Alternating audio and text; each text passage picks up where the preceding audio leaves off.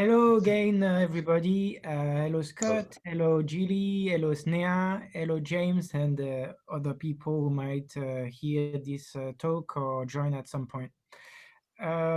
We are here tonight for the seventh, I think, session of this course, and we will comment on this chapter 3.2 of Resonance by Hartmut Rosa, Media of Our Relationship to the World. I will shortly introduce it, but not very well because he does a very good job with the first paragraph here by saying that if we study the way we relate to the world, and that's actually I should share my screen, right? In a minute, yeah. Partager l'écran. Écran, partager. Yes. And now I find the document again here. Okay, you all see it? Yes. We do now. Cool. So, the idea that I insisted on when we were starting the study of the book Resonance was that Rosa cared to say that resonance has to do with relationships. It's relational more than substantial. Do you remember that we said that? Yep. And here we are going to see that even more through the means that are used to relate to the world that we can call media. Media is the plural of medium. Sometimes it's used in the singular as media, but you know that media is actually in Latin, the plural. So there are several ways we can understand media, from very basic stuff such as writing. A paper and a pen is a medium, to very advanced high-tech devices such as the ones we are using tonight.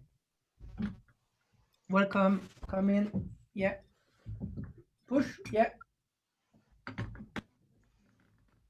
Vas-y. We started the class, so if you can switch off everything. I switch off everything, but they're gonna sleep. So you can bring some, I don't know, prepare 2 plates. You're gonna eat while you're I don't know. I don't teaching? know. I don't know. I don't know either. Do what you want. It's almost like the Proust thing and the Madeleine. You're going to be eating, Maybe, and I don't know. communicating on things. The problem is that we are staying at some friends and they go to bed early because they start working early, and we don't have a kitchen where we stay. So we have to find a way to accommodate if we want to have dinner at some point. Yeah. Well, Anyway, that's not the topic of the day, I believe. So tonight we are using one of those media, which is a computerized system that relates us, and in a sense, we are relating to the world through that. Through is the word I'm insisting on tonight. The medium is the tool through which the relationship to the world is experienced. Mm-hmm. And what Rosa proposes here is a criticism of critical analysis, if you will, of the different aspects of this relationship with the media, and maybe insisting on the fact that sometimes the medium makes us have a very weird relationship to the world that can have some impact on our capacity to resonate with the world. So that's what we are going to study tonight. If we understand the question of relating to the world literally and turn our attention to the ways in which human beings experience and establish relationships to the world, it quickly becomes apparent that this generally occurs not through direct physical contact with the world, but rather via media. So through and via are synonyms here. This has not been the case only since the beginning of modernity. As far back as classical antiquity, Aristotle defined human beings as distinct from other living creatures by virtue of the fact that we can relate to each other and the world through language. So language as well is a medium through which we relate to the world. And next paragraph, we see that actually it's not only, language is not only a medium through which we relate to something that pre-exists the world, but it's something also that creates or constitutes, the word used will be constitute, the world. Let's see that with someone else reading. Anybody would like to read? Well, I can give it a go. Yeah. If you want? I can make it bigger if that's... No, it's all right. My eyesight will hold up on one for this one. Okay. If we understand the question of relating to the world literally, you Well, want me I've to? read that already. Okay. I'll start a bit further down then. Yeah. A long tradition of linguistic philosophy from Johann Georg Hamann, Johann Gottfried Herder, and Wilhelm von Humboldt, up through Ludwig Wittgenstein and Charles Taylor, has made it clear that language is not simply a means for instrumentally relating to the things of the world by naming and defining them, but itself has the character of disclosing and even constituting world. Many things in the world, democracy, freedom, nation states, marriage, would not exist without the appropriate vocabulary for them. The words here do not denote practices that exist independently of them, but in fact help to constitute these practices. Our relation to all other things is likewise mediated through language, in conjunction with related social practices. The world does not contain any chairs as such, but only formations of wood. Strictly speaking, the world does not contain any wood either, only objects and obstacles with certain palpable material qualities that we learn via habitual incorporation through language and practice to not only identify, but literally perceive as chairs. The same is true for vanilla pudding and even lovesickness, as the relationship between language and object outlined above also obtains with respect to the things of the subjective world. Can someone else just pick up there? Because I really like the idea about the vanilla pudding. I want to understand it more. Go on, Julie. Oh, you go. No, go on. Oh, you want me to continue? The same is true for the vanilla language and outline above. The same is true for vanilla pudding and even lovesickness, as the relationship between language and object outlined above also obtains with respect to the things of the subjective world. Migraines and heartburn too are first defined, identified and localized through language. And language, of course, plays a constitutive role above all in the realm of emotions. Whether a subject experiences a certain feeling of attraction towards another person as love, admiration, reverence, desire, or devotion, fundamentally depend on the vocabulary available to him or her. To quote one of the key insights of Ludwig Wittgenstein, the limits of my language mean the limits of my world. Thank you so much. I would start with a comment, and then Yeah, yeah.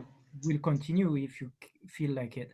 Um, it's interesting to relate this part, right, to the things we've seen with Eva Illouz, right? Yeah. Because Eva Illouz was stressing the fact that our relationship to love and our relationship to the market of love, of potential matches, um, is determined by our culture. And here, at an even more basic level, uh, there is this remark that if the words love, admiration, reverence, desire, etc., did not exist, would the feelings exist? Um, See, I think they would. so it would. I think Okay. there's a world beyond language. Yeah. So I think they would exist. And I think that there are other ways of interpreting things as well. In fact, Okay. language can be a barrier to interpreting things and feeling things. Okay. Can you That's how I give feel. an example? Well, I can. Language can create misunderstanding, for sure, which is a barrier, you know, for some people. Not everyone understands. I mean, we don't even understand from different countries each other if we speak different languages, but we can have feelings. My example is I'm a juggler. I'm an international juggler, and for years and years I've been traveling around the world talking with people without knowing their language. Now I talk through passing clubs and juggling and spatial relationships, really, without even without. I mean, feeling comes into it, but language doesn't always come into it. The same with clowning as well that I do. So I think that language can be a barrier at times, and it can also be a non-barrier. I mean, I think it depends how you use. It's a bit like saying media. Media is a big subject. You know, I run a community radio station. I run it differently than the radio, the ordinary radio that you switch on, you know, BBC or whatever. So my interpretation of media is different. So what do you? Yeah. Okay. Go ahead. No, go on. I was going to say, Yep. I agree that it can't just be about language creating the. So, for example, the example was emotion. You know, the type of emotion one feels to somebody, because what happens if someone has a restricted vocabulary? What about if they don't have as good a schooling as somebody else and they don't have the finessing of the words? Does that mean that they have a restricted sense of feeling because they can't put the word to it? That's well, I know a lot of philosophical viewpoints in the olden days, especially, absolutely suggested that. Yeah, and that's just like they suggested that women weren't humans and stuff like that. Wittgenstein says that. That's the ending of the paragraph, right? The limits of my language mean the limits of my world. So, Gilly, I don't know myself how I would answer your question, but this paragraph tends to say so, at least from the point of view of the philosophers mentioned at first. And but let's question it more by trying to envisage this seriously, actually, first, because when we disagree kind of, or feel some kind of small disagreement or big disagreement, as you will, with one argument that's made, let's still try to take the argument in the strongest version. So what do you make of the idea that love sickness could be what we call a construct? Well, it could be. And Yeah.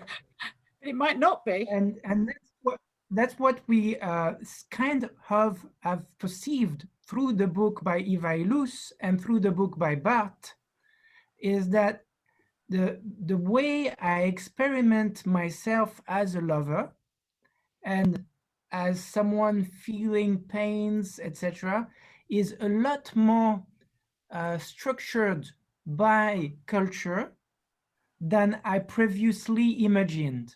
I thought I was alone in my pain, feeling something very singular.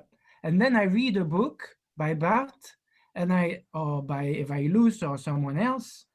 And I have to acknowledge that many things I've felt in my life regarding love or other things have been described as things that are quite common, actually.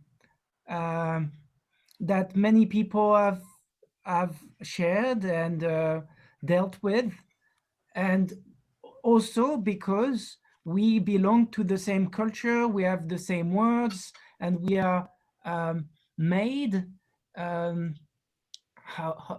think in certain ways because of the kind of values we have.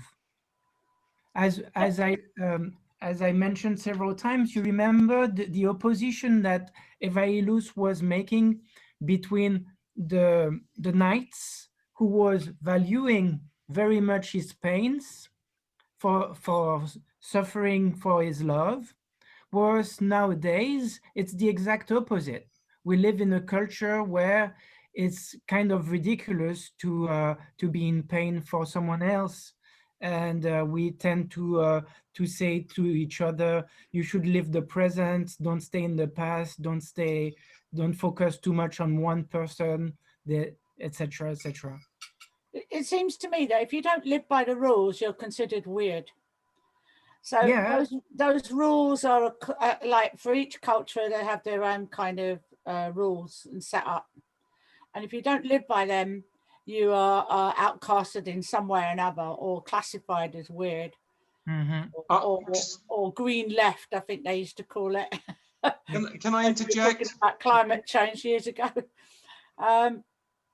So I think that language, all my life, until I was 50, I didn't even know I was dyslexic, and yet I had a problem and I struggled with language because my interpretation of language, it was different. So I had a different perspective. And so when anyone said a statement, I would take it in a different way, and then be told that I didn't listen to the question. But actually, I found out after I got dyslexia, it's a perspective. I have a different way of understanding. Okay, can I just interject? I'm a fellow dyslexic myself, so I get some of that. But just going back to the actual text, what I thought was really good, Antoine, was the concrete idea of what is a chair. Yeah. And then from that it had, someone from the other side of the world who's never seen, is kind of interesting. Your screensaver is possibly of a kind of a TP stroke tent with a plastic chair that's outside. The kid knows that it has had there. I don't know, that the kid probably didn't know when it was born, but has had to find out how to use the chair. Didn't know it was a chair originally, but it's got that. But for some children, perhaps in the deep, I don't know, deep forest of Congo, might not know. Just for an example, I'm not trying to put them down in any way. It's just it's perhaps not part of their view of the world. And it's plastic. So I think in terms of a construct, so it's probably the same for the other things too. But we've got other words for it. So when, I thought it's kind of interesting that Barthes or Illouz do that for us, or that language does do that for us, because surely the language follows the cultural habits of the society that needs to invent a language for it. Yeah. So there doesn't need to be a linguistic medium unless there is already a behavior to describe it. So what we're doing is just we're aping behavior from generation to generation. And the language follows that. There was a study done at Sussex University on colour, and the students went to all different parts of the world to collate the different words of colour, like yellow, and they noticed one of the things that came out of it was in different parts of the world, colours it has a different meaning and a different significance, and it's normally based around the environment. So it's what they see and what they use gives them different colours, and also weather patterns and stuff like that. Yeah. So I found that really interesting, because that is fundamental to language. It's a signifier, isn't it? Colour is a signifier in the way that language is a signifier, and they can change depending on the context. Yeah. So let's go a bit further in the text. No? How about that? And it doesn't prevent us from going back to this paragraph later, actually. I'm trying to make this work. But I can't get over them using plastic chairs. That really got to me. You know, and unfortunately, plastic is one of the key biggest issues in Africa. Oh. Yeah. I'm in Morocco right now, as you may know, and the beaches are full of plastics, and we are very displeased every day with the lack of solution, because I think it's too easy to blame. It's too easy to blame the consumers for not being ethical, and as long as you don't, I don't know how to move that away. As long as you don't stop the production, there will be devastating effects of the plastics. It's cheap. And yeah, it's cheap, and it's so easily usable in many ways. Well, Antoine, next time you come to Brighton, there are some shops where you can shop and get away from plastic. I think it's called Hispi, next to St. Peter's Church in central Brighton near the London Road. There are places, but you do have to work quite hard. I'm not a very good proponent of this. I tried to recycle, but difficult here. I'm trying stupidly to get this thing to, okay, can I, yes. So I move this here and now I can access the bar. Wonderful. So here we are. It is not my intention here to dive into the abyss of linguistic philosophical debates on the relation between subject, language, and word. I am rather concerned only with establishing that physical and symbolic or meaning-laden relationship to the world cannot be cleanly separated from each other. So you understand? Okay. This part? So he's not taking a side on the debate. He's saying that there's no clear separation between the world as we perceive it and the language that we use as a medium to relate to that world, right? One is not added to, nor does it merely explain the other. Rather, our experience of an attitude toward the world is always shaped by the amalgamation of body and meaning. Okay, someone else? I'll go. Where are we? It's amalgamation. This amalgamation also exists where our relationship to the world itself is not directly mediated by language. As every reader knows from personal experience, the perception of a specific smell, say warm summer rain on tar, a certain aroma of grass, of flowers, a gymnasium, can instantly establish an intense form of relating to the world, becoming a medium of biographical memories.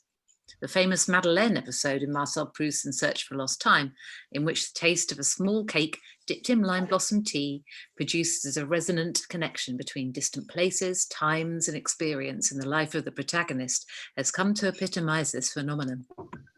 In fact, Proust depicts this experience in such a way that the tea-soaked cake becomes a medium for the transformation of a mute relationship to the world, at least situationally, into a resonant one, however fleetingly. It takes place on a winter day on which the protagonist Marcel returns home feeling cold.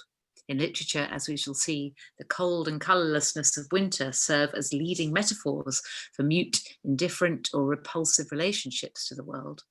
And oppressed by the gloomy day and the prospect of another sad day to follow. Oh, that sounds familiar, doesn't it? The passage continues. But at the very instant when the mouthful of tea mixed with cake crumbs touched my palate, I quivered, attentive to the extraordinary thing that was happening to me. A delicious pleasure had invaded me, isolated me, without me having any notion as to its cause. It had immediately rendered the vicissitudes of life unimportant to me. Its disasters innocuous, its brevity illusory, acting in the same way that love acts, but filling me with a precious essence, or rather this essence was not really inside me, it was me. I had ceased to feel mediocre, contingent, mortal. Cool, where can I get that? Do you want me to continue? Let's take a break. Let's pause here. So, and link what we read just now to what we've done before, the sessions before. You remember we studied mutism with Barthes, and here there's this idea of the world being mute. Yeah. And the coldness of winter being a metaphor used often in literature to express the muteness or mutism of the world, the absence of resonance. And the very experience, the gustative experience, does that exist, the word gustative? Taste experience? Is that The Gustave taste bud Flaubert? experience? Gustatory, I think. The gustatory experience of the mix between the Madeleine and the tea, in that moment, actually, makes a moment of absence of resonance, transform a moment of absence of resonance into a moment of a strong, deep resonance. So a small element of the world, a small piece of the world, and actually a small, how would you say, a specific, a singular, maybe specific more than singular, a specific mix of things. How would you say better than mix? Go on, Julie. A confluence. Confluence, that's good. A confluence of things, yeah. Is able to produce a change, to produce some, to trigger is even better, to trigger some thing inside. First, the word is inside, that is corrected afterwards. There's inside again, but to say it's not inside, it is me. So when we are dealing with Proust, we are dealing with a form of essentialism. Essentialism that Deleuze showed was different from the essentialism more often referred to in philosophy, which is the one by Plato. Here, the essence is found through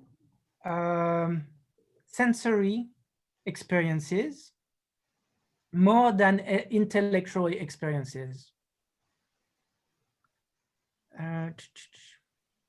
And I think in the whole book, Resonance, there are more examples of sensory experiences, or actually insists on sensory experiences to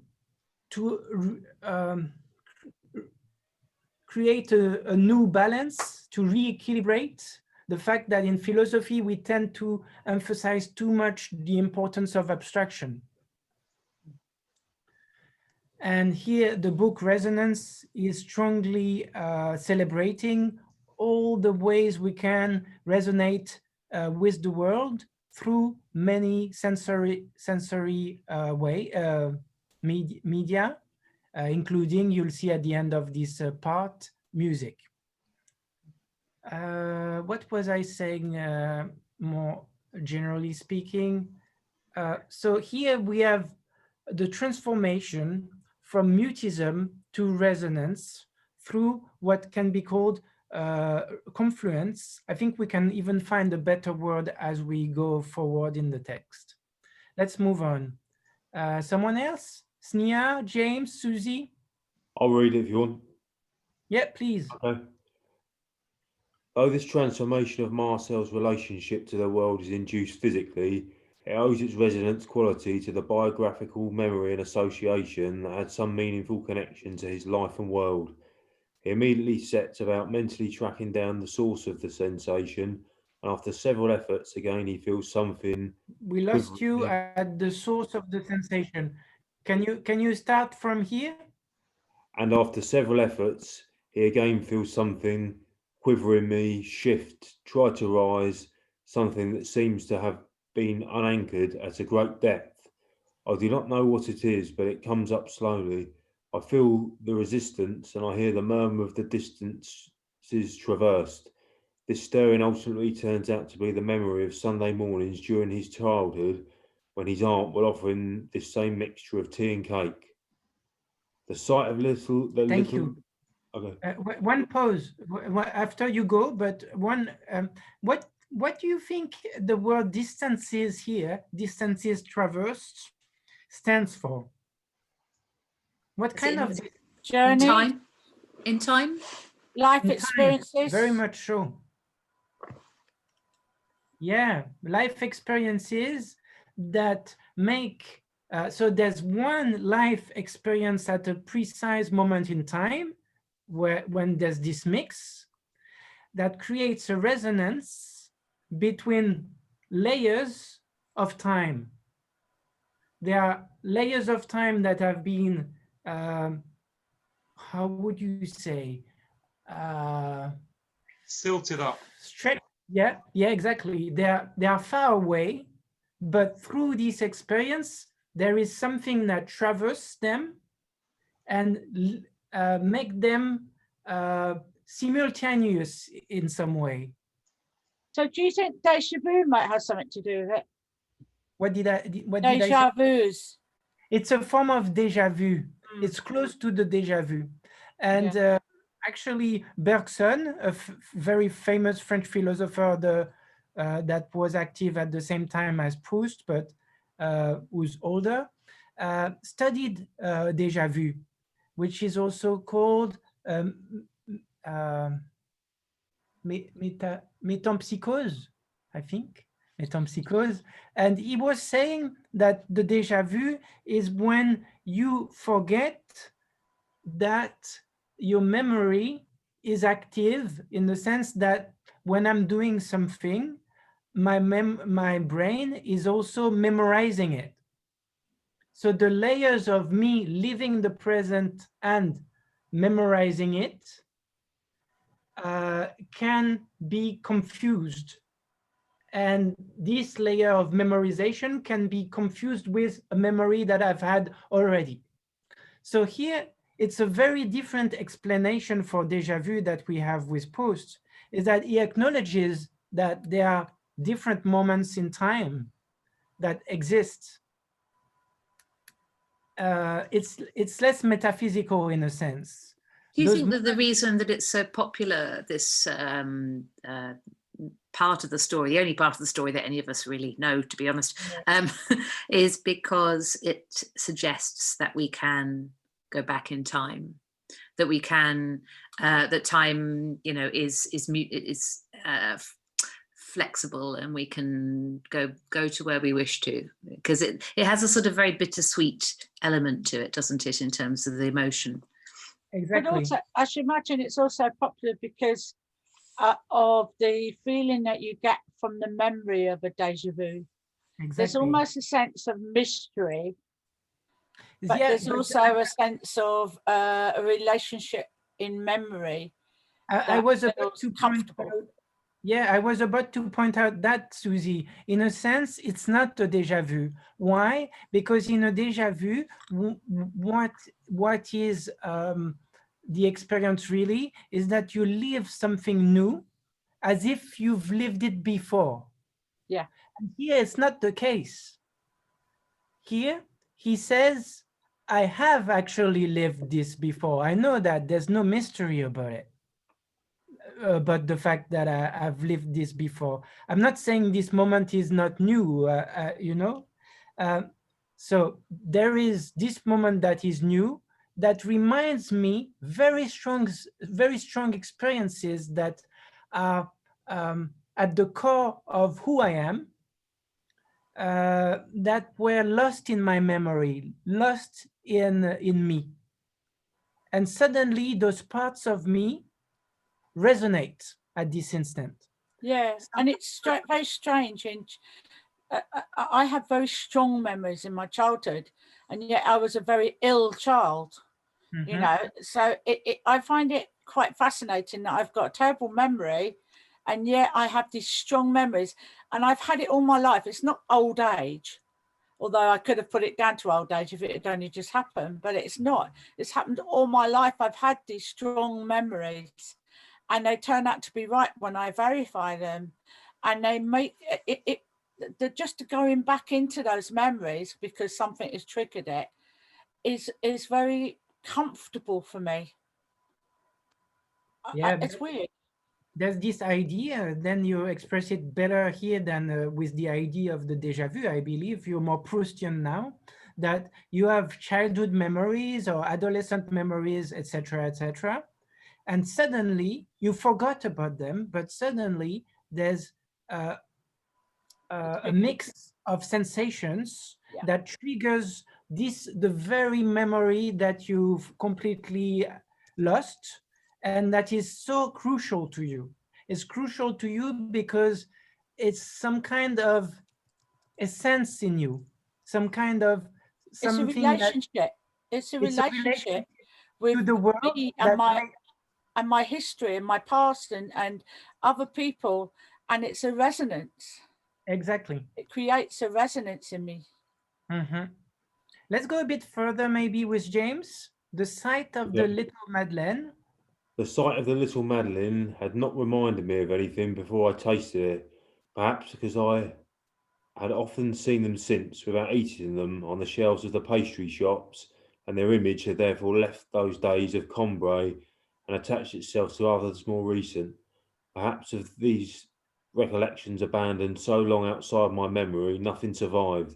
Everything had come apart, the forms and the form too, of the little shell made of cake, so fatly sensual within its severe and pious pleating, had been destroyed, or still half asleep, had lost the force of expansion that would have allowed them to rejoin my consciousness.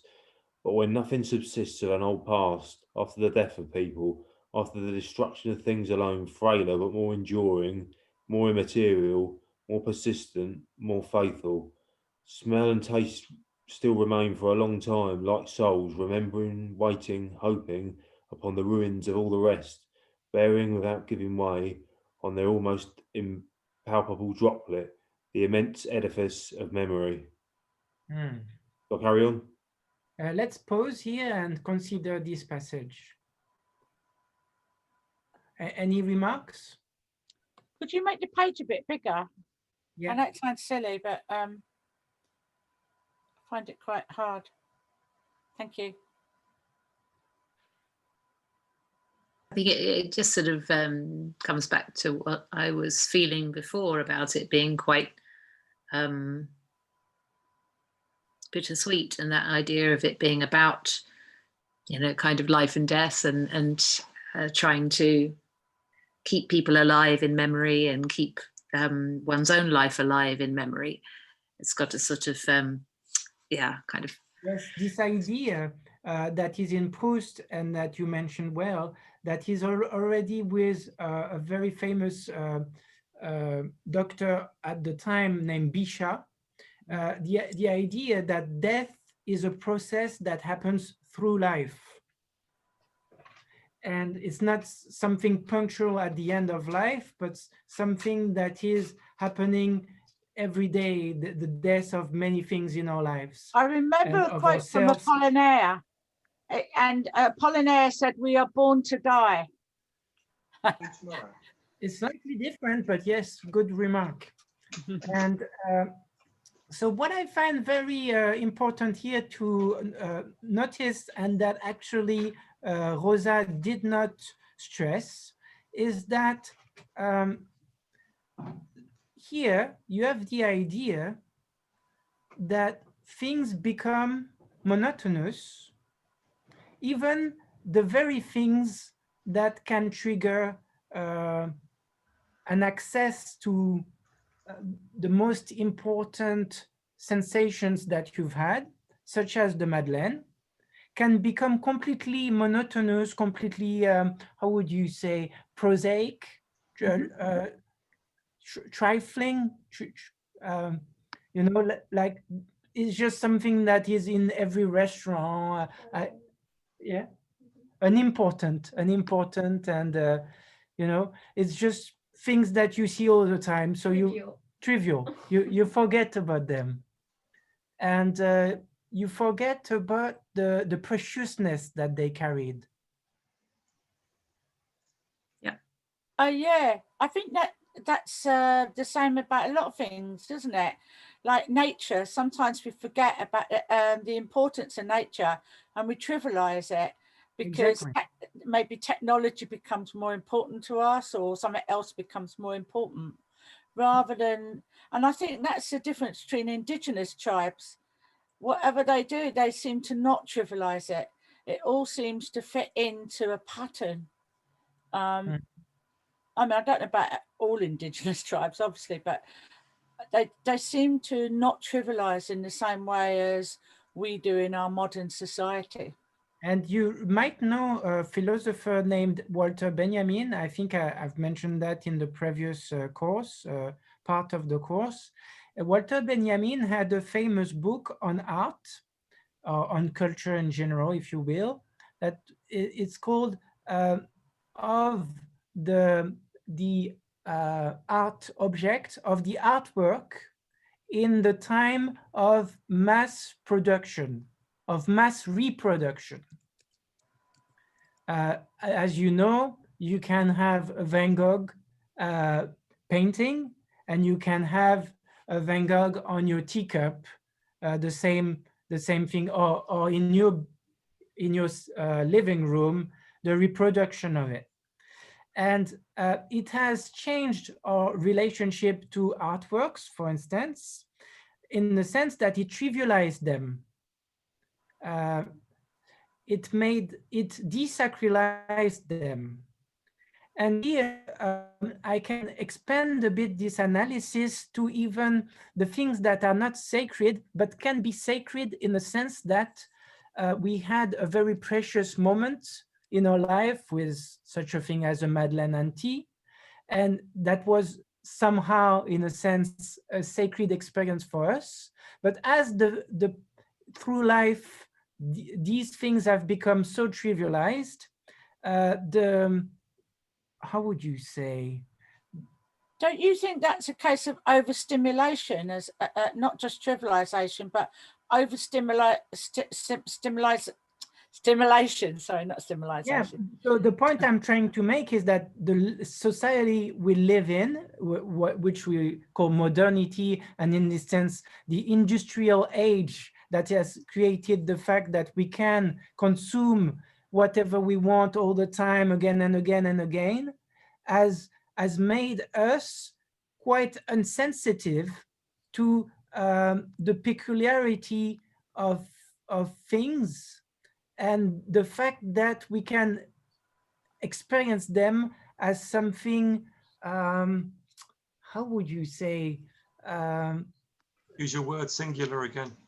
yeah, that can make us vibrate, to use a synonym of resonate, vibrate deeper than just superficial pleasure. Yeah, that can stimulate us. Can I I was just thinking of the COVID, Dan, and how the medical profession must, even, the amount of cases that are coming in and stuff, and they have to deal with, and how they have to put on a professional level to it. And yet at the same time, even, after having so many cases, they are still coming out really upset and traumatized. Mm. And which is the opposite to overstimulation in a way, which can lead up to traumatic sort of traumatism, or whatever you call it. Yeah. But it can work both ways, I presume. Yeah, Can I'm glad you used this term, traumatized, because I think we mentioned it, that there can be good traumas. And I think the Madeleine, in a sense, is a good trauma. It's something that the moment of the Madeleine with the tea is something that goes through you and creates something very strong in your memory. In that sense, it's a good trauma. And there are bad traumas. And I think you have a very good point here, by saying that we live in a society where even death can become trivialized. And it's good that there are people who are not insensitive and caring enough to not trivialize death. Sorry, Scott, your turn. No, both of your points, and they're both really well made. I was just thinking, going back to the Madeleine and the tea, if you like, is that I don't know if it's I think sometimes we have to refresh our memories. Like if you go back to a place that you haven't been to in a long time, you might be seeking that resonance of a place that you lived at, possibly as a student. You're not going to have exactly the same experience, but you can go there and just pick up on sensations or places, that they can still resonate, they can still mean something to you, or you're seeking that. And I suppose the Madeleine is a very, as he said, a very sensorial, easy way to, well, it's not easy, because he's had to dredge up a lot to go back in his past. But I think that if you go to places that you might know, but you want to know more, like as you did in the past, you're going to get sensations like this. Yes. That's my view. And I do that. I think we all try to do that when we go to a place, so that it gives it more meaning, gives it more purpose, so that we feel more for it. It can be the same with music, all of it. In post-philosophy, there's an importance given to the fact that it's unwilling. The unwilling remembrance is said to be stronger in this activation of deep dive into yourself, deep there's a word for that, I'm sorry, in incursion in yourself, there's a better word. Because the one you do on purpose is kind of triggered by a form of reason, where you predetermine what you're going to find. If you go to the same castle that you used to go in your childhood, you kind of predetermine the feeling that you're trying to find there. Yeah. And what you may well experience is disappointment. Yesterday, I watched this wonderful film again called 12 Monkeys. And for For the longest time, I avoided it because I thought I would be very disappointed. Well, I was a little bit disappointed, but it's still a very good movie. And But that because, don't you think stuff like that is because you're trying to make things important, because things are being trivialized so much, you're trying to place more importance.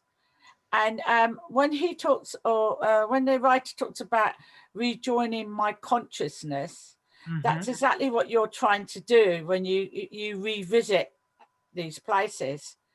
But I think that because our world is so trivialized, we actually place more importance on than we should. And that's why I think a trigger is different than trying to revisit. There's a difference in feeling.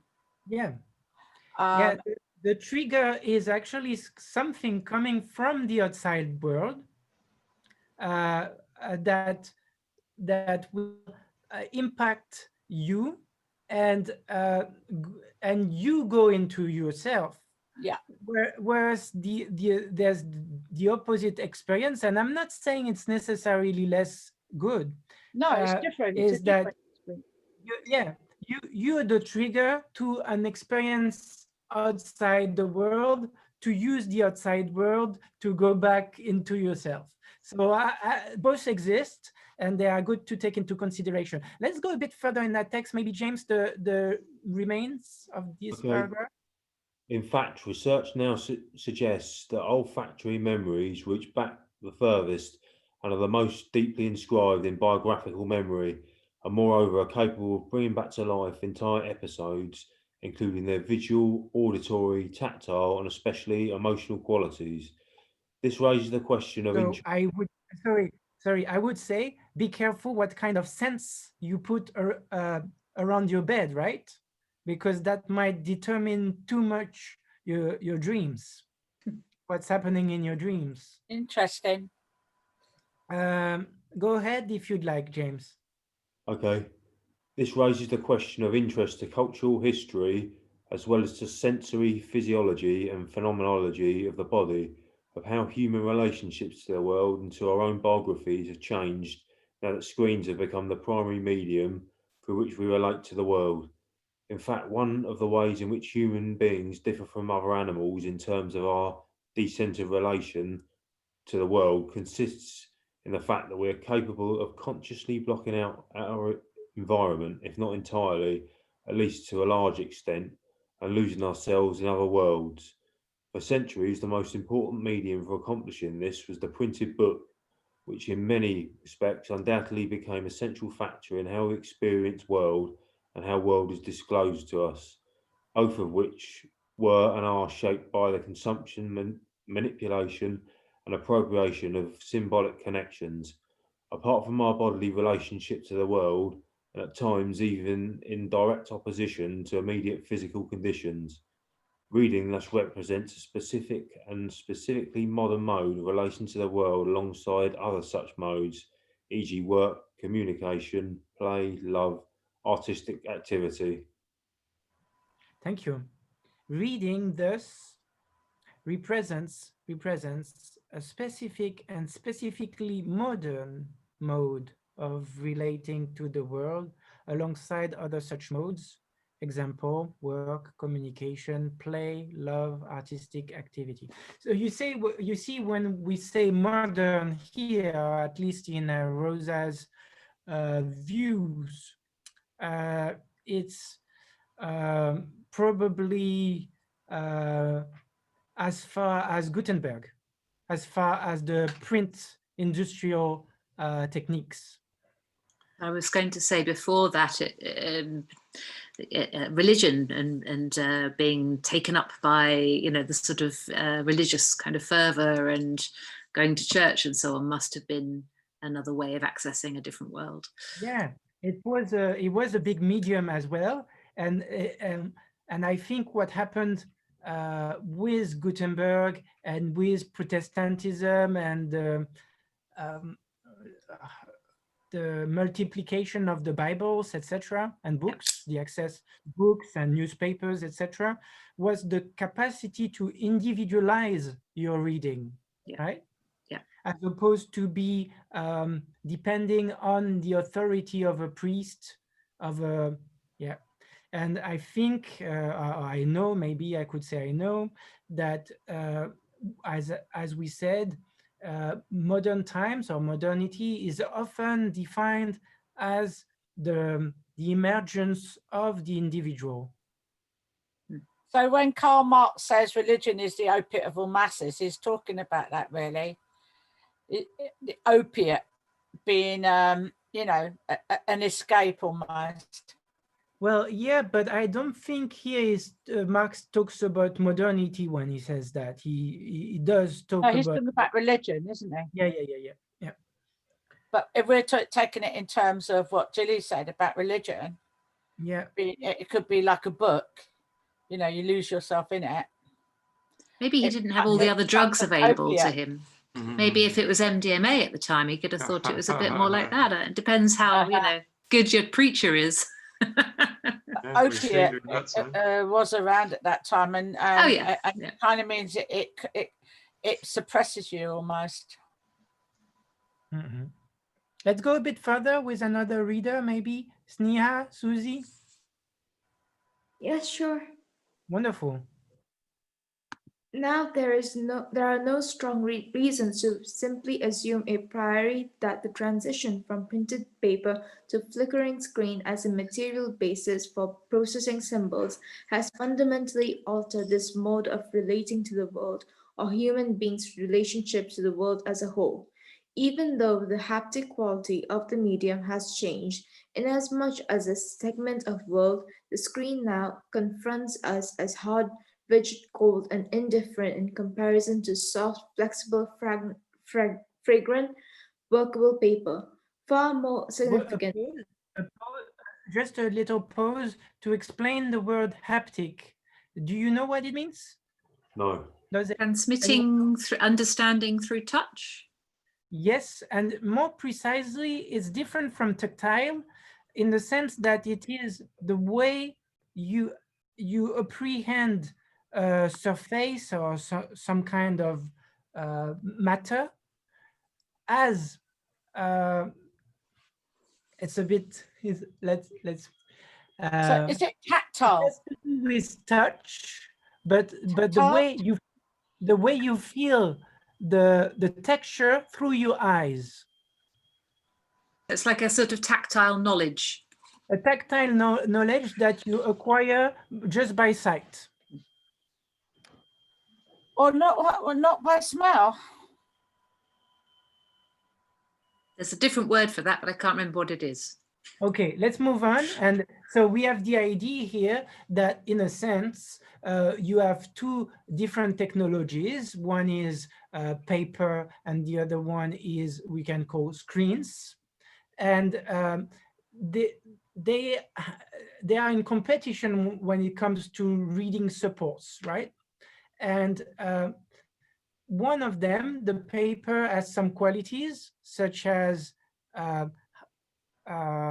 flexible, soft, fragrant, workable, etc. You can curve it, you can do, you can write on it, and now you can write on the screen. So that's no more a difference. And at some point, maybe they will give textures to the screens. We don't know. But so far, there is a texture that is peculiar to each book. That is not the case for the screen.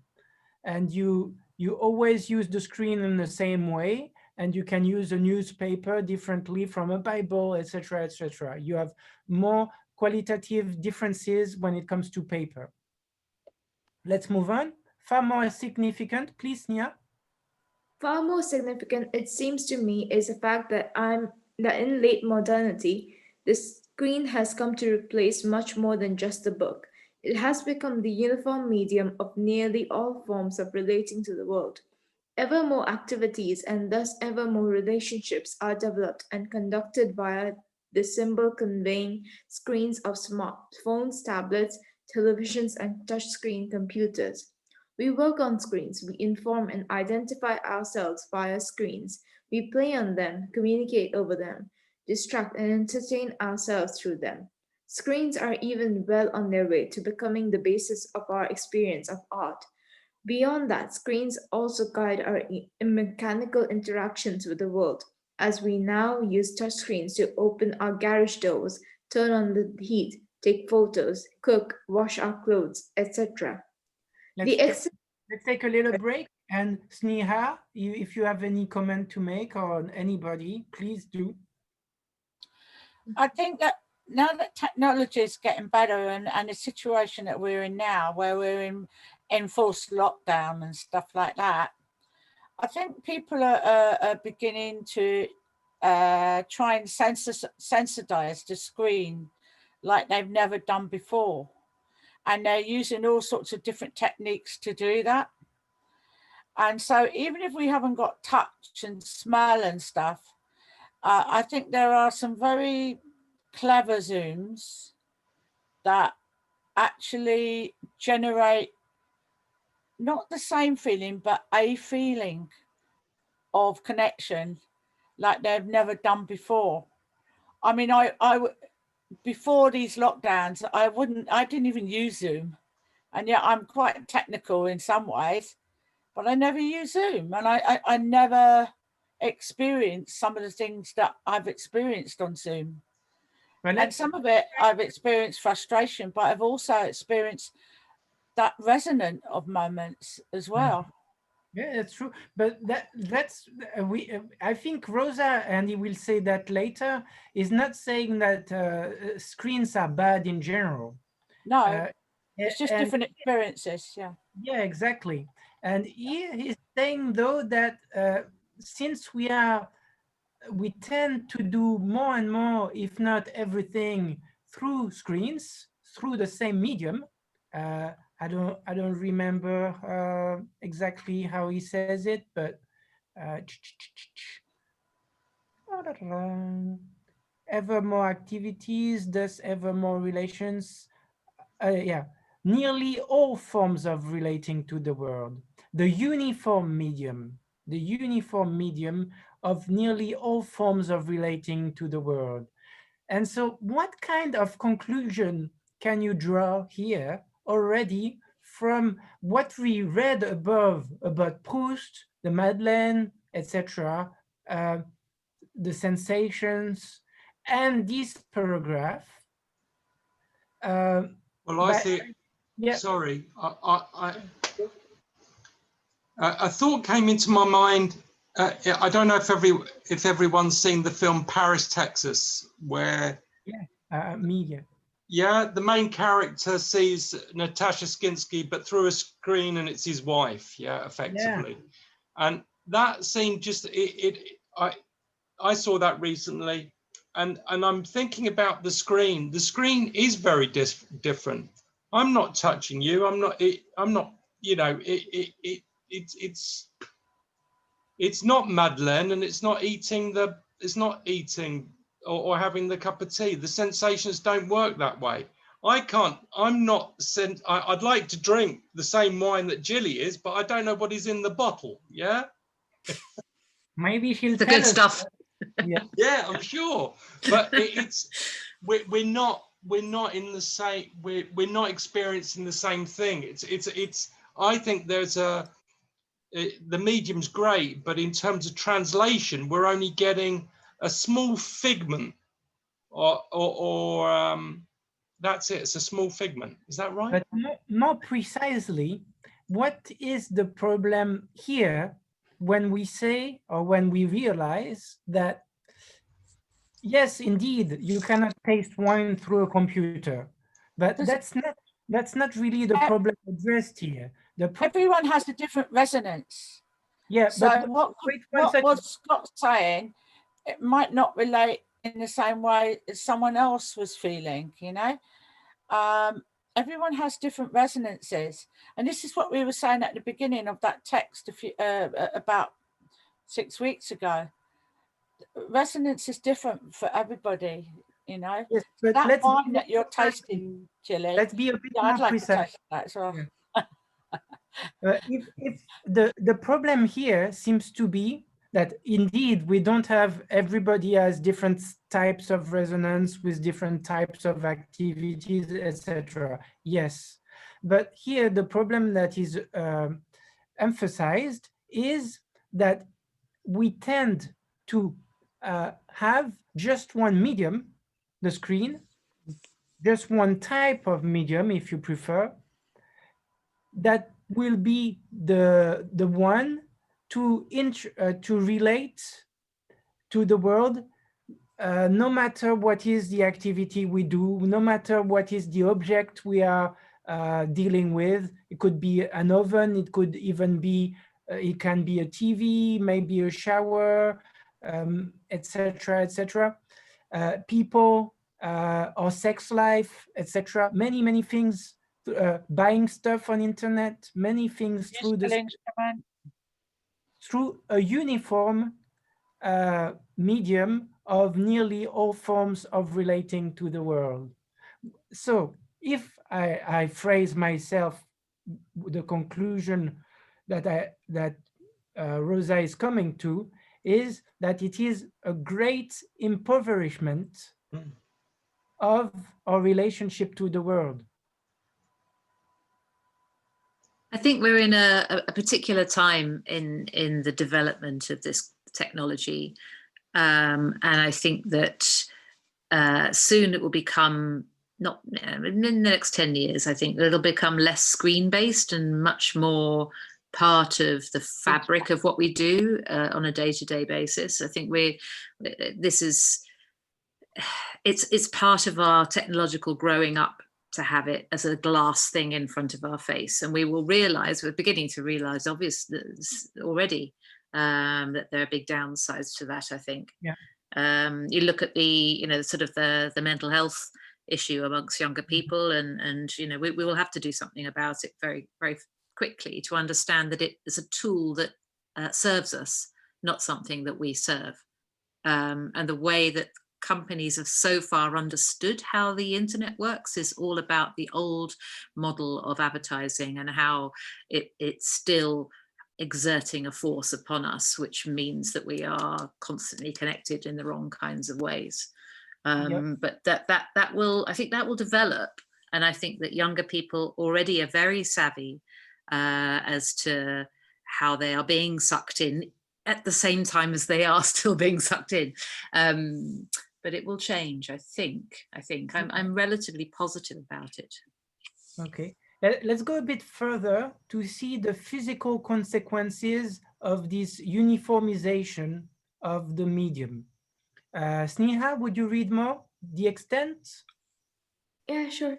The extent to which even our immediate physical relationships to the world have come to be modulated by screens and their streams of symbols is revealed by the fact that we now tend to refer to our smartphones to answer questions about the local temperature and weather, or even where we are, or whether or not we are physically well, as our phones can give us information about our pulse, blood pressure, weight, and other measures. Finally, if we are to believe reports on the intensity and extensity of pornography use in particular, screens now play an increasingly important role in the configuration of our sexual and erotic relationship to the world.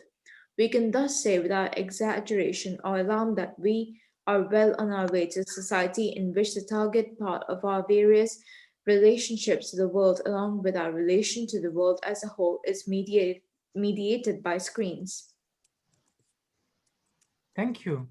We can thus say, without exaggeration or alarm, that we are well on our way to a society in which the larger part of our various relationships to the world, along with our relationship to the world as a whole, is mediated by screens. This evidently, would you read a bit more, Sneha? Because we don't have the luck to hear your voice very often. No problem. This evidently has two major consequences. Even leaving aside any less easily identifiable side effects about which we can only speculate, First, the screen has become a kind of bottleneck through which our experience and approximation of the world plays out, leading to a potential uniformity or modularization of our relationship to the world. The world responds to us and we reach the world, always in the same way, through the same channel, with the same eye and thumb movements. Second, in spite of all technological innovations, our physical experience of the world is now extremely reduced. The world we interact and communicate with, in which we work and play, does not smell, leaves no taste, has no gravitational effect, and produces no tactile sensations. In fact, engaged with our screens, we are not entirely in the world space with which we are interacting. As when reading, our mental world and the physical world are so far apart from each other as to be potentially unrelated. Our attention, consciousness, and even bodily expressions are entirely concentrated on a single tiny segment of physical space, the display. As much as we ought to beware of interpreting these consequences as per, say, pathological, it's difficult not to see in them the dangers of potential impoverishment. Even if our screen mediated relationship to the world is in no way deficient, and there are many good reasons to see it as actually enhancing our opportunities to relate to and with the world, it is nevertheless seems difficult to deny that relationships to the world become problematic when they are reduced to a single channel of resonance. Excellent. Thank you so much. That's So- really interesting, because what that brings up in me, when you were reading that, I was thinking of murderers and how they sometimes I've read that murderers are connected because they've seen something on the screen and they want to reproduce it. And then other times murderers who just think what they're doing is unreal, and they do it and they convince themselves that it's unreal, and they don't connect with it, they don't connect their mental state doing physically. I find that fascinating because obviously that's a problem that was discussed. Yeah. Go ahead. Well, when we're listening to what Scott was saying, I can understand, I can relate, because when I think about nature, how can you really reproduce that on a screen? So there's a lot of things to think about when we're talking about the screen, and what Julie said about interaction. Yeah. So I'm going to repeat just a few sentences, maybe actually one in particular that I find really strong in the last paragraph. Our attention, consciousness is here. Our attention, consciousness, and even bodily expressions are entirely concentrated on a single tiny segment of physical space. The display.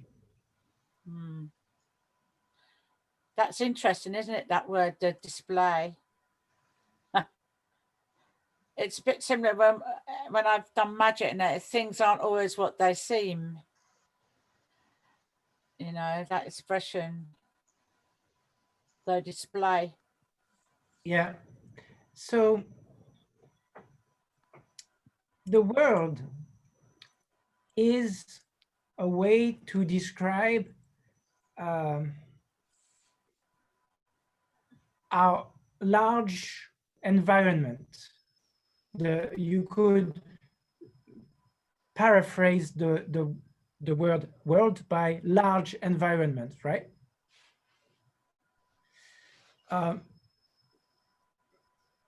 Our world depends on us. You remember, depends partly on us. You remember the quotation that was that we mentioned first, the one of Wittgenstein. Our language is the limits of our world, something like that. Let's come back to the beginning. Yes, yeah. The limits of my language mean the limits of my world. That's the end of Tractatus Theologico-Philosophicus, famous book of the 20th century. The limits of my language mean the limits of my world. Could that be true as well of the, could we use this idea and make it work for the way we use technologies as the only medium, that relates us to the world? Well, you could, but you could also make the other argument as well.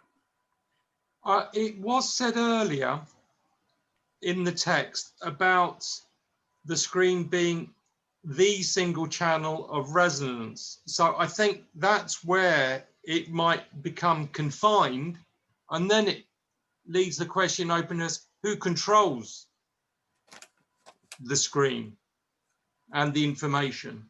You know, could it be that you get more than it doesn't just get reduced to someone like Murdoch, and then that's it?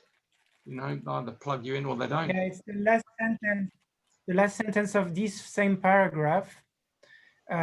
It nevertheless seems difficult to deny that relationships to the world become problematic when they are reduced to a single channel of resonance.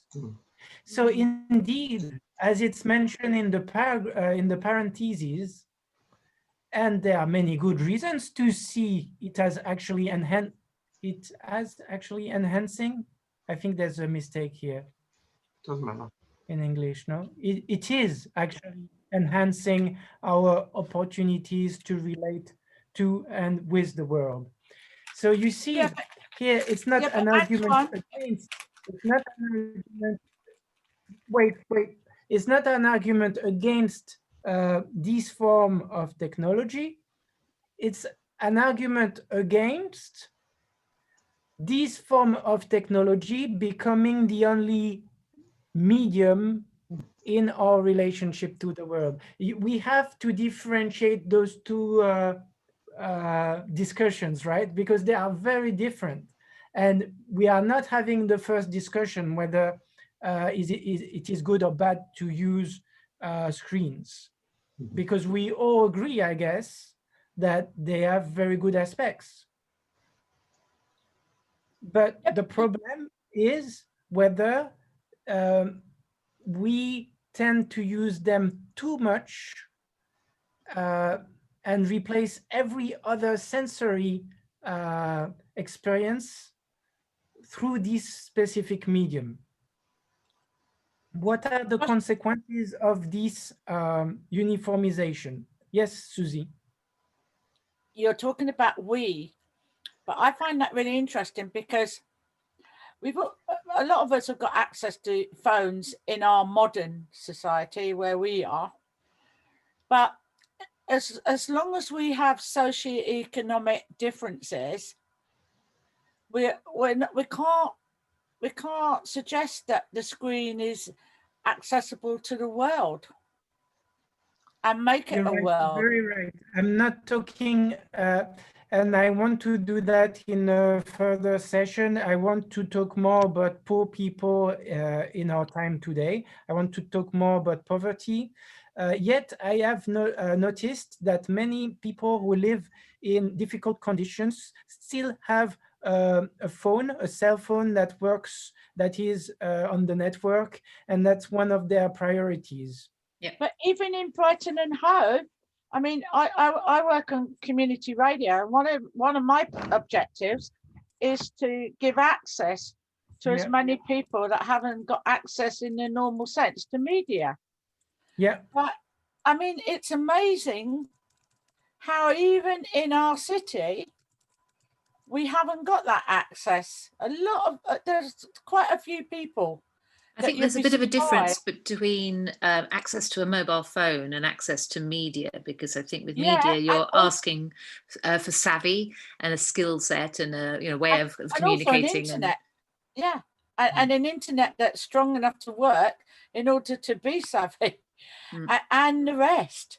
You know, there's a lot of Just, stuff connected with all of that. Sorry, Susie, going back to some of it, which was about it replacing all sensory through this medium. Is that where you were going, Antoine? Yeah. So Well, let's move a bit further in the text, unless Scott, you have something to say. No. So I want to show you the book.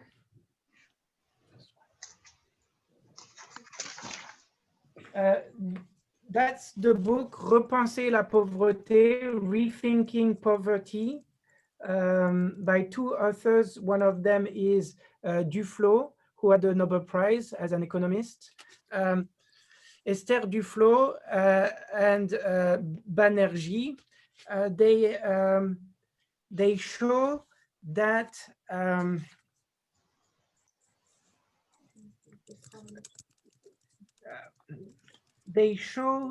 there are ways to reconsider poverty, and that we often have a bad conception, a preconception of what poverty is.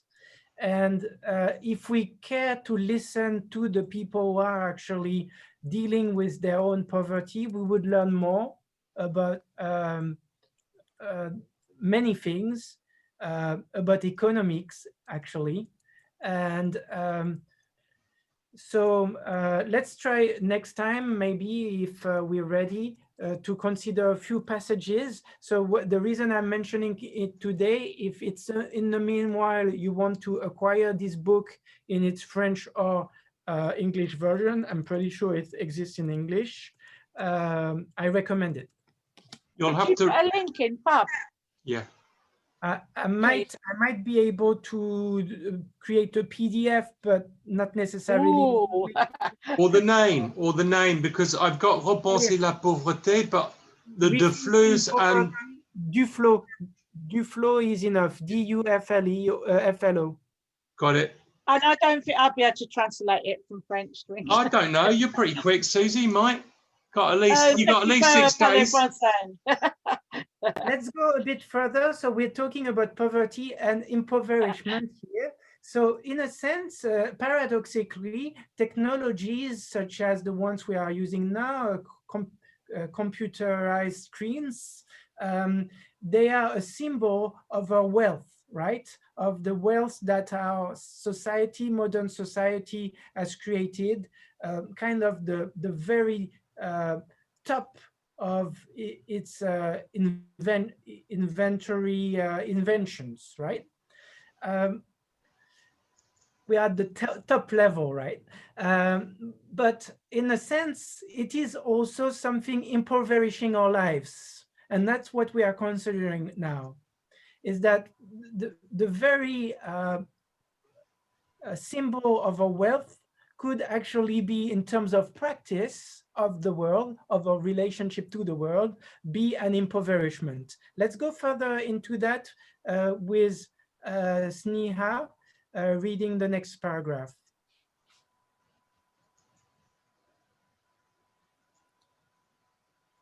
Yeah, is that the one? In fact, beyond this, we might also ask whether screens do not necessarily inhibit or obstruct bodily resonances, given that they provide access to the world only as mediated via symbols and through a digitalized filter or hard, rigid, always identical surfaces. This is not to say that, for example, an affecting text or an email from our lover cannot grip or deeply move us, i.e., transport us to a state of immediate physical and emotional resonance. To deny that would be as silly as denying that reading a book can likewise produce immense resonant effects, but these effects are a result of the cognitive processing of symbols, not immediate physical or sensory reactions. They are only indirectly conveyed by the screen. I will, for once, mention work that I've done that I think didn't receive enough views, is a work that I've done on texture. And I think texture has an importance here. because it's precisely what you can guess through the eyes on a screen, but what you cannot experience through the screen, right? Seeing a painting by Rothko, you all know Rothko, the painter, is, I think, a master at creating textures. Is not the same at all, not the same experience at all, whether you do it on the screens or in real life. If you know most of his work on screens or even in reproduction, which is a kind of screen, it's not the same as going to an exhibit. It's not the same experience of the texture. Let's read again this sentence. But these effects are a result of the cognitive processing of symbols, not immediate physical or sensory reactions. And Rothko, whom I wrote an article on texture, is particularly keen on creating immediate physical and sensory reactions. He wants you to have a form of epiphany, shock, if you will, through those immediate physical or sensory reactions. In the same way, if you will, as the Madeleine in the tea was to the narrator in Proust's research. They are only indirectly conveyed by the screen. So in this indirectly, what are we losing? We are losing the texture. We are losing the texture of life, the texture of the world. Is it of no importance? That's definitely important, texture. Yeah, it's important. Mentally. Let's mention now a problem that's close. What if instead of living, you and I, we decided to be holograms, fed in a hospital and do nothing but be on Netflix watching a lot of films, and we could still have emotional resonance, right? Go ahead. Well, possibly, but possibly not. If you're talking about something like The Matrix, then perhaps you wouldn't have I'm not talking about déjà vu, but you wouldn't have built up a perception of the world. All you've got is something that's being fed to you as a diet. So I don't know if you would have the emotional resonance. I think we need to experience the world and go through a maturization, as it were, in order to have the emotional resonance in the first place, if that's right. Exactly. I think to have the symbolic effect, or actually the effect as a result of the cognitive processing of symbols that you can have through reading a text by Proust, for instance, you have to have had such experiences with texture of the world that he's had himself. Yeah. You would not understand at all the symbolic text of Proust on the Madeleine if you did not have similar experiences in your life. Mm. Yeah, totally. Maybe you would understand it, but understand it as a computer understands it, right? Well, I suppose it's a bit like a blind person not being able to experience color unless they've experienced color. But at least the blind person has experienced before forms of affections that are textural, you know, the texture of sounds, the texture of, you know, so he can still, through the use of synesthesia, the relationship between the experiences you can have between different senses, make a sort of equivalent. This reminds me of ethical question as well. Oh, sorry, go on, Lily.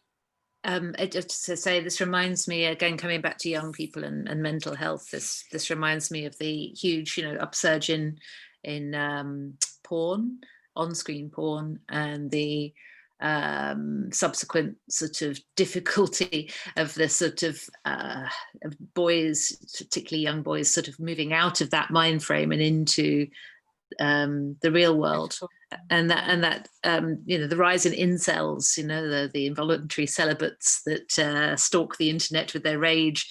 It just seems that it's a very easy way of getting a pretend version of reality, which actually can be quite corrosive.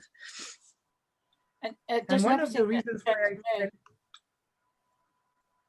the reasons why I selected this part is also because, Gilly, you mentioned at some point you had a question about life through video games. Yeah, my son.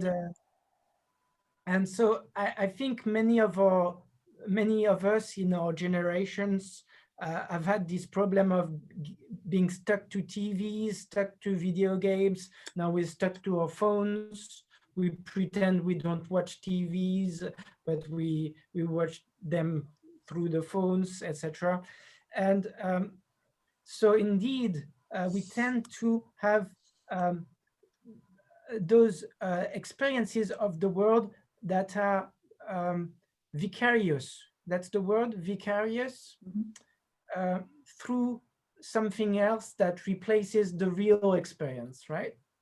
It's difficult because my question right back at the beginning was, I'm not sure, because there are, again, pros and cons to the technology as ever, in that it puts him in contact with people around the world.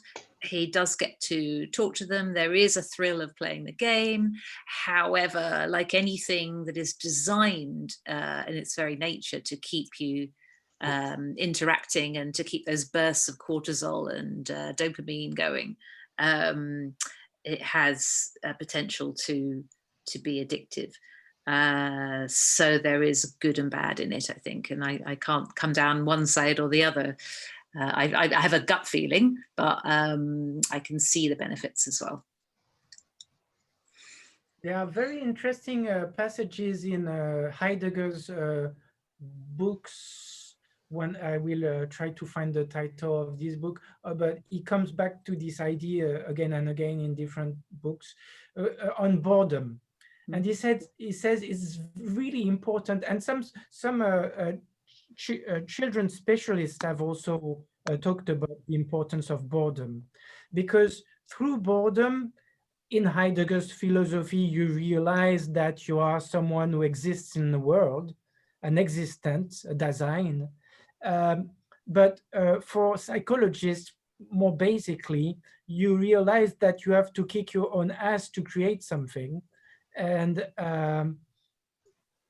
use your imagination to make toys that are lifeless be very entertaining. Creativity, isn't it? It's the basis. It's creativity, boredom. But can I come back to the very beginning of the very first bit of passage that was read about, because the thing about video games and stuff like that, because I remember as a little girl, we didn't have a telly. And I remember everyone in the classroom talking about watching Popeye or something like that. I can't remember which program it was, and feeling very left out because I didn't know what they were talking about. And I had this very strong desire to have a TV, even though we didn't have one for a long, long time. And it came back to haunt me later on when me and my husband had this argument about whether we should have a TV or not in our house. And I was strongly for having a TV because of my memory of being a child and not knowing, but having selective viewing.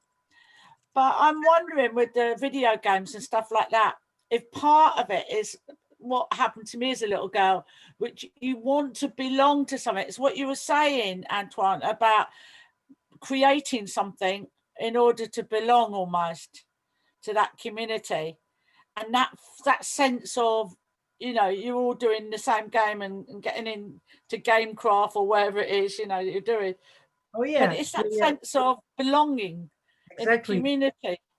Rosa speaks about that in the, I think the following part about this feeling of belonging to a ring of resonance when it comes to watching football matches that are watched by many people, and it seems to be a world event. And yeah, exactly, I agree.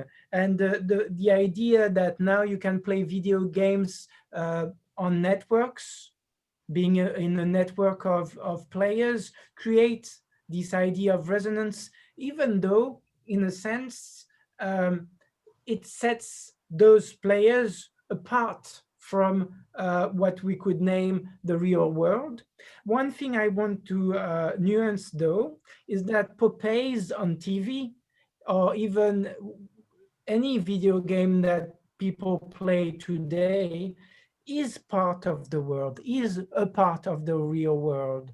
The problem is that the very one that we've mentioned before, that what if the rest of the world becomes a poor version of reality to you, and you prefer this single channel of resonance to every other? So it comes back to balance, really. Comes back to balance, and it's almost a problem of drug addiction, I would say. Yeah, which is what Gilly was saying, scared about being addicted to something. We're very social Aren't we animals, all you know. addicted to something? Oh, sorry. Go on, Gilly.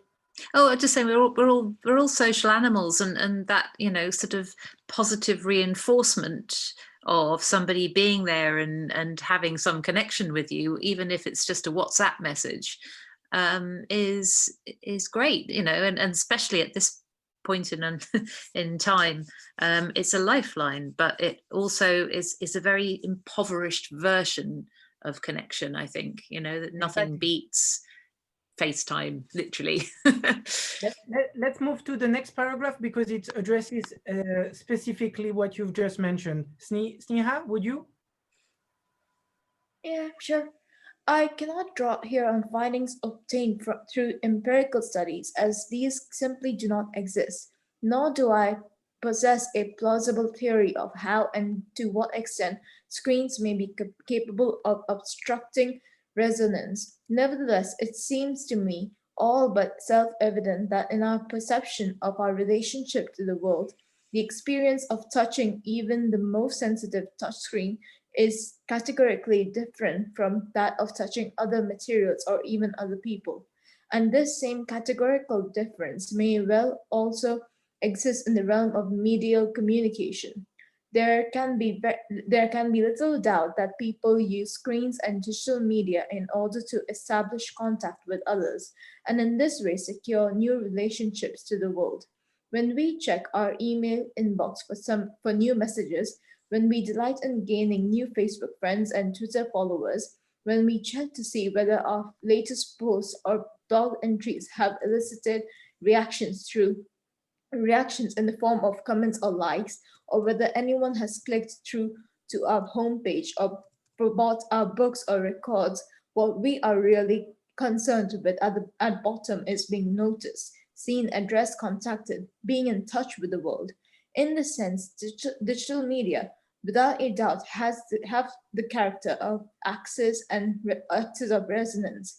And so it is no wonder that we jump at every vibration of our smartphone in our pocket, as every incoming message represents a call from the world. Thank you so much. It's interesting this because it doesn't take into account people that can't use it. I mean, my daughter doesn't read and write. She can visualize things, but and her main communication is the phone. But it doesn't really take into consideration people that can't do any of this at all. It would be good to have a comment on that from Rosa. Well, you cannot, I agree with your point, but you cannot reproach to a writer to not write about something. No, of course not. Yeah. But there's a lot of writers that don't comment on that. You know, Yeah, maybe elsewhere in the book, I'm not sure. But let's talk about what he is addressing here, and before we talk about what he is not addressing. Well, he's obviously addressing the fact that it's not the same without proper touching, material in other people. So what's interesting is that in the word, for instance, contact, which has the idea of touch, tactile, and the idea of being together, contact, community, contact.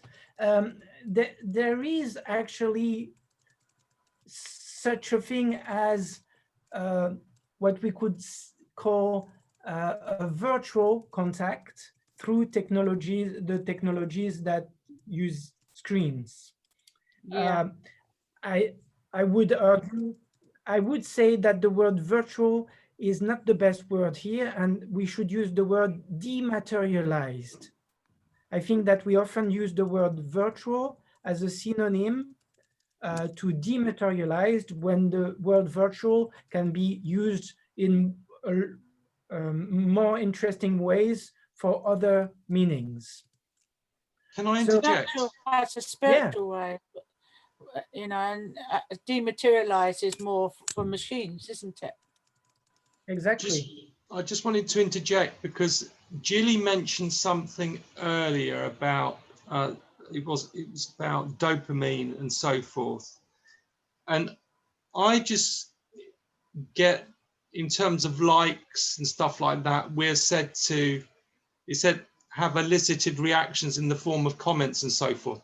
We want this, we want that validation, we want those likes, and it does give us a bit of a thrill in a certain way. But I don't really know if it really gives us, it says here, access to resonance.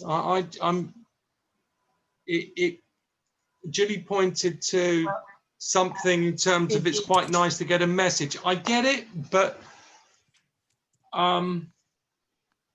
somehow it doesn't really resonate with me. You're saying access or axes? Because I think it's not the same at all. Oh, sorry, it's axes. You're quite right, but whatever it is, it doesn't feed enough, and it's probably why we keep on going back to check our email. It's not enough. Whereas if you're actually with people, then it has to be enough, because it's like a hamburger versus a roast dinner, isn't it? Yeah. But Scott, have you never felt a very strong thrill just on a computerized conversation through emails or through a chat? It's not so much that. I think you were talking about the real world just before that. Yeah. And I think if you're in the real world, you can distinguish between an email and a greater context. So when you do put the email into context, I think then you just type to see it as just, it's a bit like something that you can see. If you see a bird that's flying, you see it just float by, it just goes. And so from that point, it's just too fleeting. I think that you've got to take it again. Oh, here I go, harping back to it. You've got to take into consideration what your world is like, your real world is like when you're talking about this, because some people's real world is so horrific that the computer world strikes more resonance with them than their real world. Yeah, but it could be bullying, it could be for all sorts of abuse reasons. You're right.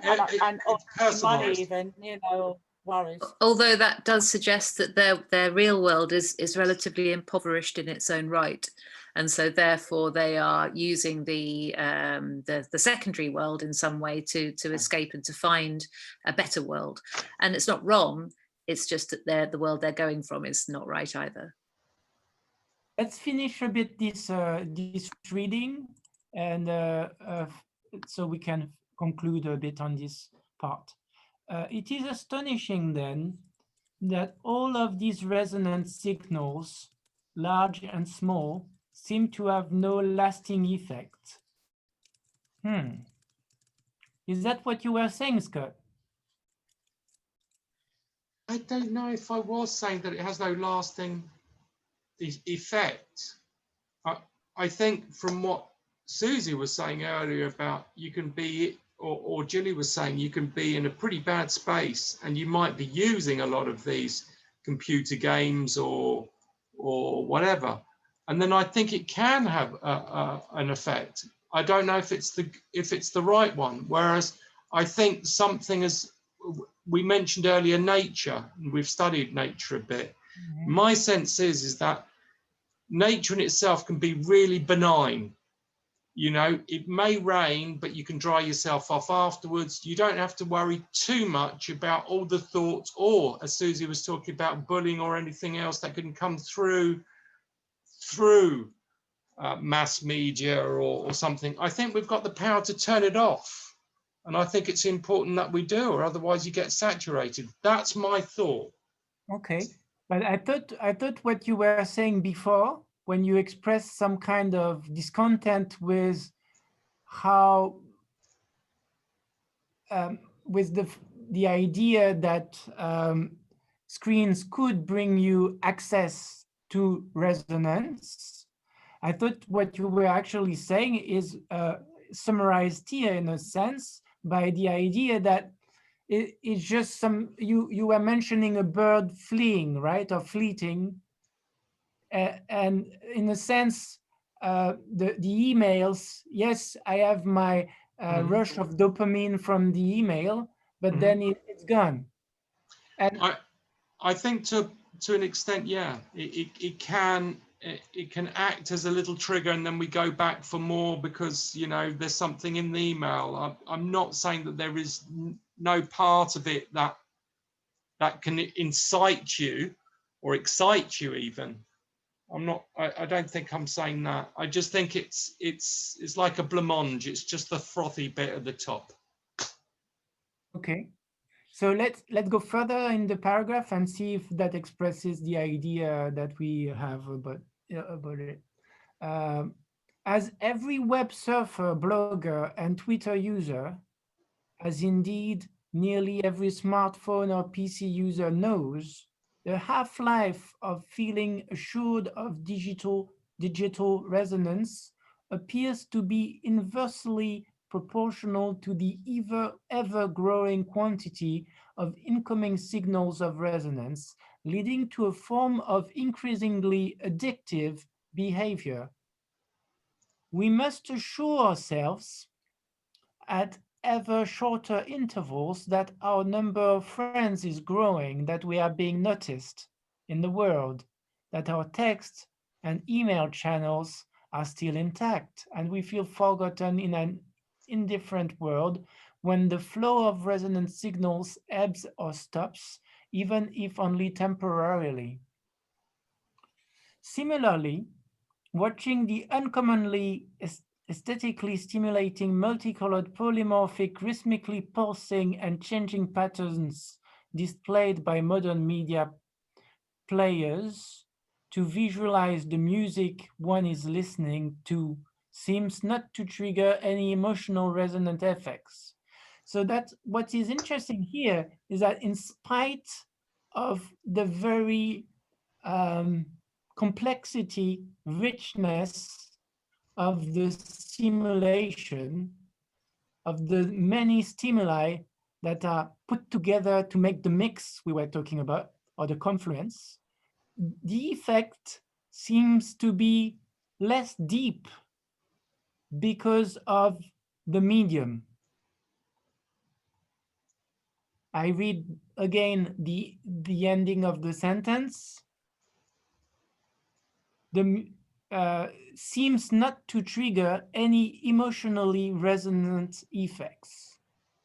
Here, the experience of one's own lack of resonance resulting from the incongruity between symbolic display and aesthetic experience can at times become genuinely irritated. Thus, a critique of modern relations of resonance, if it wishes if it wishes to be truly comprehensive, will ultimately not be able to avoid devoting systematic attention to the transformation of our relationships to the world in the course of their digitalization. Let's finish maybe with this peculiar example of music. Someone else reading? Susie? Yeah. Particularly revealing in this regard is the fact that the relational quality lacking in our screen-mediated relationship to the world can in certain contexts be established by different means, namely through music.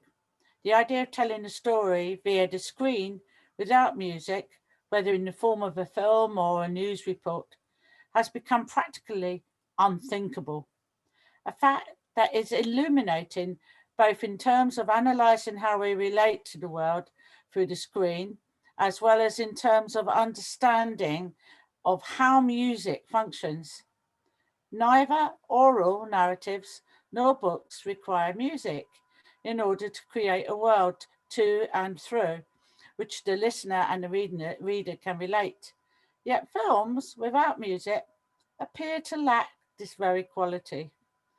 Films, even more so than books, have no problem communicating content or visualizing factual contexts and connections, yet they are scarcely capable of lending their images an emotional quality, or specifically, they are incapable of conveying the basic mood of a narrative and thus of establishing resonant relationships to the viewer. This is the function taken on by film music, which indicates how the people on the screen are situated in the world and relate to it in the world. On its own, a film scene, say a living room or a landscape, sunset, can be associated with any number of different forms of relating to the world, with loneliness, melancholy, anxiety, or alienation, with relaxation, contentment, serenity, or a feeling of being at home, or with a sense of danger and suspense. It is generally the underlaid music that specifies and conveys the quality of the intended relationship. Music thus becomes the medium through which films or movie theatres generate resonant effects and touch their audience. I can't see you. You have to go up a bit more. No, you're good. You're good, including when? Including the music drops out especially intense moments and producing an audible silence. What does this mean for our understanding of the specific relation to the world that music is capable of establishing as another medium for relating to the world through the body and senses? The question of whether and to what extent music can be understood as a language, sign system, or symbolic medium is a highly controversial subject of philosophical and scientific debate. It seems evident to me, however, that at the least, tones, sounds, rhythms, and melody convey an irreducible aesthetic excess above and beyond their figurative character or significance that opens up a specific realm of experience inaccessible to other languages or symbolic sign systems. Let's continue a bit so we get. Here I would like to advance the admittedly speculative hypothesis that the peculiar quality of music lies in its ability to produce a highly specific form of relating to the world, one in which our relationship to the world as a whole becomes tangible and thus can be both modulated and modified. Music in a way negotiates the quality of relation itself, whereas languages and sign systems can only ever thematize one particular relationship to or segment of the world at a time. This is precisely what makes music suitable as a relationship establishing medium to accompany film, though it has no content of its own, nor does it provide any cognitive reference point. Thank you so much, Susie. So what I propose here is to end on this note to make a very that's a great nice pun. fun. And let's end on this note and just say that we will discuss this example of music more next time by reading all of us the ending of this passage. And we will bring our own ideas. And I will try to use as well the text I mentioned, a piece of the text I mentioned on poverty, which has interesting relationship to this idea of impoverishment. And let's try to build a link here. Interesting. So thank you again. Thank you all. Thank you, Anton. Thanks, Anton. And Sneha, thank you for your gracious participation. James too. Thank you. And good to see you. And let me know if you have suggestions for the class, for the course on the chat. Have a nice night. Yeah, Thank you you very too. much. Thank you. Bye, Bon everyone. appétit, hein. Anton. Merci. I apologize for not coming on last week, but I had a phone call from Canada and they were supposed to be very brief, but they weren't. 2.5 hours later, I was still on the phone to them. Oh, So. at least it was their phone bill. Well, it's Facebook, innit? So Oh, okay. See you that's the soon. story. Bye. Bye-bye. Bye all. Bye. Bye. Yes, See you it's nice soon. to see you Bye. all. Bye, Sneak. Bye. Bye, James. Bye, Scott. See you. Oh, every time I go to leave, it